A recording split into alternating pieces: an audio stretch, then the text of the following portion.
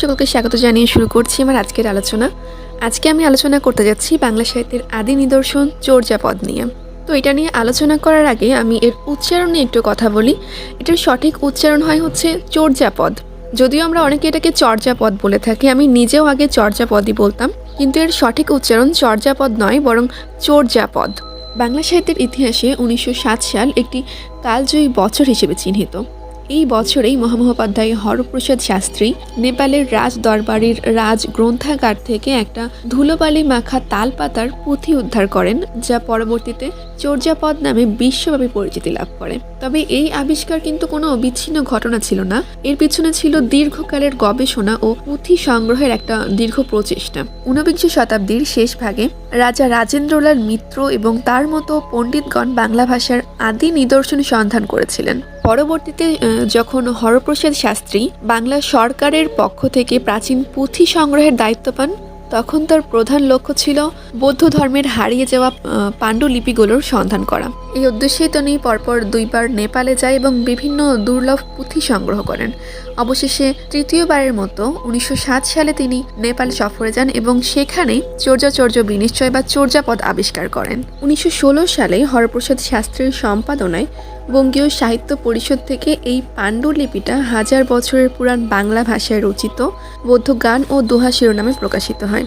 কিন্তু এই অমূল্য পাণ্ডুলিপিটা বাংলায় না পেয়ে নেপালে পাওয়ার পিছনে একটা গভীর ঐতিহাসিক ও রাজনৈতিক কারণ বিদ্যমান। এই চর্যাপদগুলো কিন্তু রচনা করেছে বৌদ্ধ সহজিয়ারা। পাল রাজাদের আমলে বাংলায় বৌদ্ধরা ব্যাপক পৃষ্ঠপোষকতা লাভ করেছিলেন। অর্থাৎ বৌদ্ধরা এই সময়ে নির্ভয় তাদের ধর্ম চর্চা করেছে, কোনো প্রকার ভয় ছিল না, কারণ পাল রাজারা বৌদ্ধ ধর্মের কোনো কাজেই হস্তক্ষেপ করেনি। কিন্তু পাল বংশের পতনের পর যে সেন বংশের উত্থান ঘটে, তখন ব্রাহ্মণবাদী অনুশাসন প্রতিষ্ঠিত হয় এবং সেন শাসন আমলে বৌদ্ধ সহযোগীদের ওপর ধর্মীয় নিপীড়ন ও সামাজিক বিচ্ছিন্নতা শুরু হলে এবং পরবর্তীতে তুর্কি আক্রমণের ফলে জানমালের নিরাপত্তার অভাব বোধ করে এই বৌদ্ধ সিদ্ধাচার্যগণরা এবং পণ্ডিতরা তাদের ধর্ম গ্রন্থ এবং তাদের লিখিত নানা রকমের পাণ্ডুলিপি নিয়ে তারা হিমালয়ের পাদদেশে নেপাল ও তিব্বতের মতো নিরাপদ আশ্রয়ে তারা থাকা শুরু করে। কারণ তাদের মনে হয়েছিল ধর্ম পালনে, বিশেষ করে বৌদ্ধ ধর্ম পালনে নেপাল কোনো বাধা সৃষ্টি করবে না, এই জন্যই তারা নেপালে চলে যায়। এবং তাদের সাথে ওই যে বললাম নানা রকমের পুঁথি, সাহিত্যিক জিনিসপত্র এবং পাণ্ডুলিপি সবকিছু নিয়ে কিন্তু নেপালে চলে গিয়েছিল।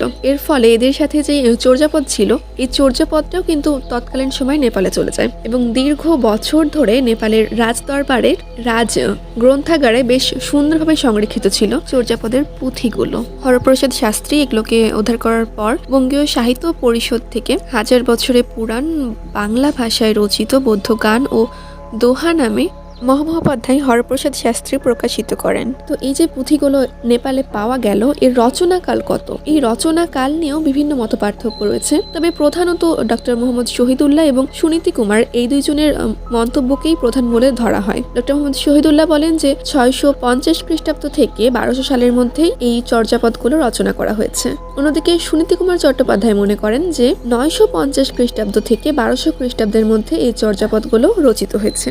এই চর্যাপদগুলো নেপাল থেকে পাওয়া গিয়েছে, হরপ্রসাদ শাস্ত্রী উদ্ধার করেছেন। এগুলো অনেক প্রাচীন, এগুলা বৌদ্ধ সহজিয়ারা লিখেছে, সবকিছুই বুঝলেন। কিন্তু চর্যাপদ জিনিসটা কি, এটা যদি বলা হয় তাহলে বলাই যায় যে চর্যাপদ নিছক কোনো কবিতা বা গান নয়, এটা মূলত বৌদ্ধ সহজিয়া পন্থীদের সাধন সঙ্গীত। এর প্রধান লক্ষ্য হলো মহাসুখ বা নির্বাণ লাভ।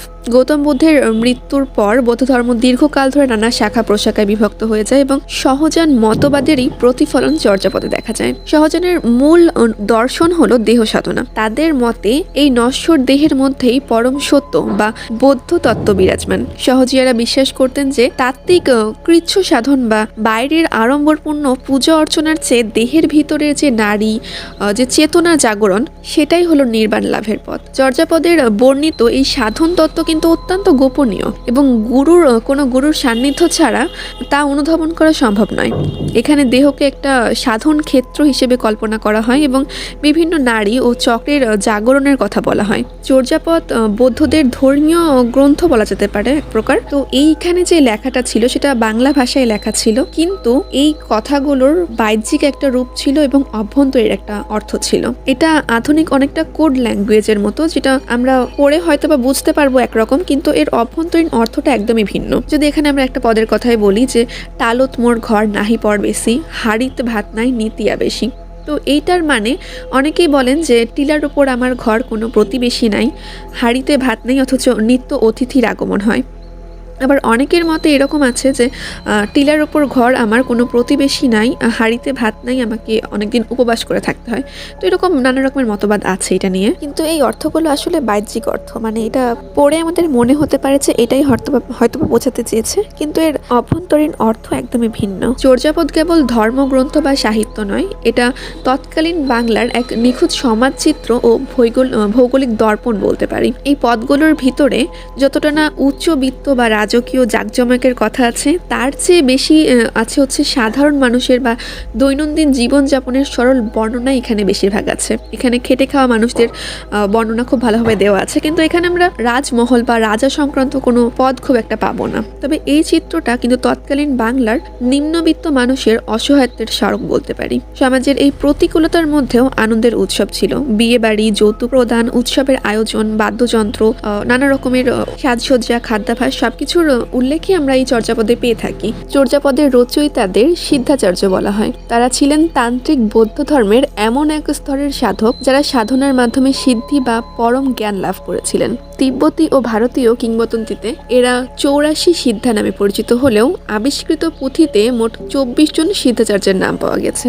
তবে ডক্টর মোহাম্মদ শহীদুল্লাহর মতে পদকর্তার সংখ্যা মোট 23 জন। এই সিদ্ধাচার্যরা কেবল আধ্যাত্মিক সাধকই ছিল না, বরং তারা ছিলেন তৎকালীন সমাজের বিভিন্ন স্তরের মানুষ। তাদের কেউ কেউ রাজপুত্র বা রাজমন্ত্রী ছিলেন, আবার কেউ ছিলেন কায়স্থ বা ব্রাহ্মণ পরিবারের। অন্যদিকে বড় একটি অংশ আসতেন ডোম, শবর বা কর্মকারের মতো অন্তজ সমাজ থেকে। সাধনার পথে প্রবেশের সময় তারা তাদের পিতৃ প্রদত্ত নাম ত্যাগ করতেন এবং নামের শেষে সম্মানসূচক পা বা পাদ শব্দটি ব্যবহার করতেন, যা মূলত তাদের ছদ্ম নাম ছিল।